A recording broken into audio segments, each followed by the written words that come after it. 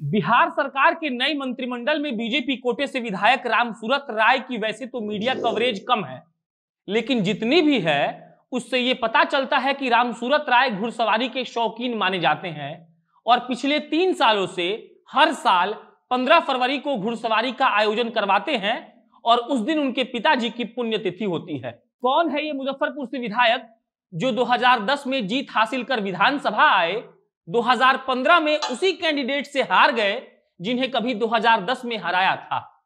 वक्त का पहिया घूमा और 2020 में बीजेपी ने एक बार उसी हारे हुए विधायक पर दांव लगाया और चुनावी रण में एक बार फिर से रामसूरत राय ने परचम लहराया और पहली बार मंत्री बनाए गए।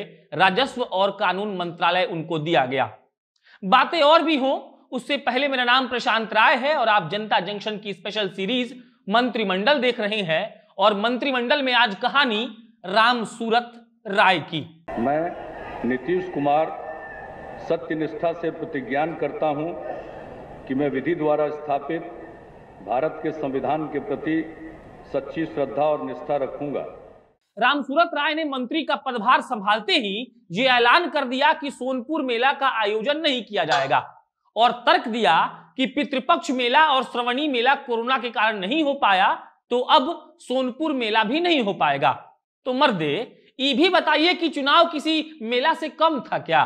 चुनावी जनसभाओं में उमड़ी भीड़ कोरोना प्रूफ टेंट में घुस रही थे क्या?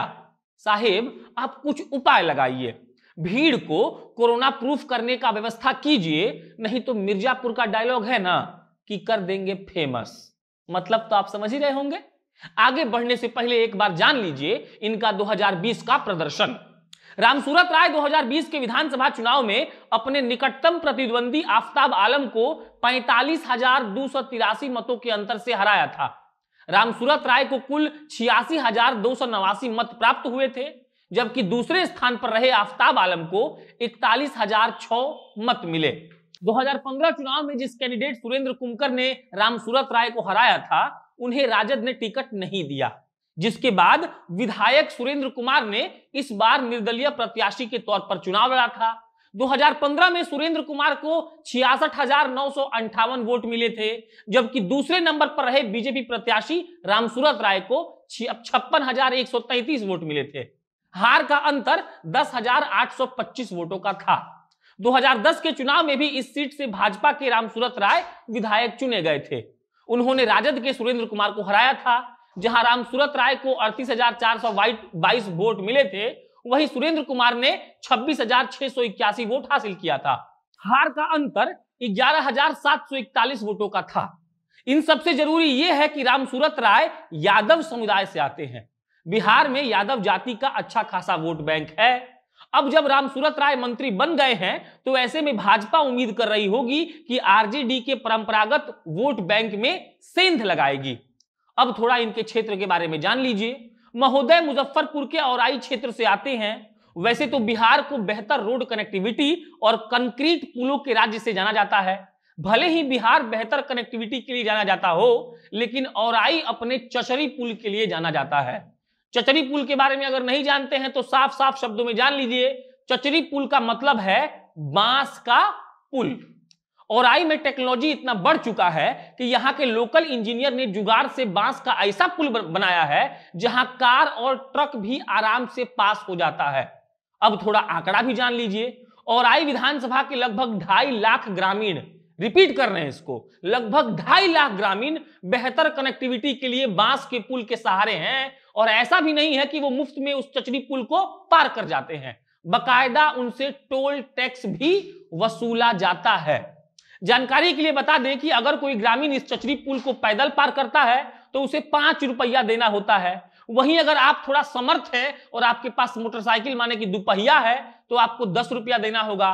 वहीं अगर आपके पास कार है तो 100 से 150 रुपया आपको देना पड़ेगा। और रोचक बात तो यह है कि जो टोल टैक्स लेते हैं उनकी यह जिम्मेदारी है कि हर साल जब बाढ़ में चचरी पुल टूटेगा तो मरम्मत करने की जिम्मेदारी उन्हीं की होगी। अब इससे आत्मनिर्भरता की मिसाल और ज्यादा क्या हो सकती है। मोदी जी ने आत्मनिर्भरता का ठेका तो उठाया है, लेकिन यहां के लोग दशकों और पुश्तों से ही चचरी पुल के कारण आत्मनिर्भर हो चुके हैं। अब इनकी संपत्ति भी जान लीजिए, किसकी? रामसूरत भाई साहब की। 2010 में इनकी संपत्ति 85 लाख थी, लेकिन 2015 में जब वे चुनाव लड़ने गए तो इनकी संपत्ति हो गई 2 करोड़ 33 लाख और 2020 में इनकी संपत्ति है 17 करोड़ 88 लाख।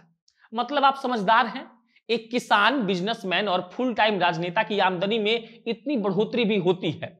वैसे तो हम इनसे बेहतर बिहार की कामना कर सकते हैं और ये वादा भी करते हैं कि अगर कहीं भी कोई शक व शुबाब की गुंजाइश होगी तो हम सवाल जरूर उठाएंगे। बाकी मंत्री साहब को मंत्री बनने की खूब बधाई। हम आशा करते हैं कि वो बिहार के बेहतरी के लिए काम करे और कुछ ऐसा करके दिखा दे जिससे बिहार का सर्वस्व विकास, जो नेता लोग हमेशा बोलते रहते हैं, वो होता रहे। बाकी मंत्रिमंडल का ये एपिसोड आपको कैसा लगा कमेंट बॉक्स पर लिखकर बताइएगा। ये एपिसोड हमारे लिए अंकित शर्मा ने लिखा है, इसलिए उनको विशेष आभार। मेरा नाम प्रशांत राय है। मंत्रिमंडल के बाकी बचे सारे एपिसोड आपको जल्द दिखाएंगे और उन नेताओं के बारे में बताएंगे कि वो कहां से आए हैं, कैसे जीते हैं, उनका राजनीतिक पृष्ठभूमि क्या है, उन पर कितने केस है, उनकी संपत्ति कितनी है और सबसे इंपॉर्टेंट बात, उनकी शैक्षणिक योग्यता कितनी है। अब धन्यवाद।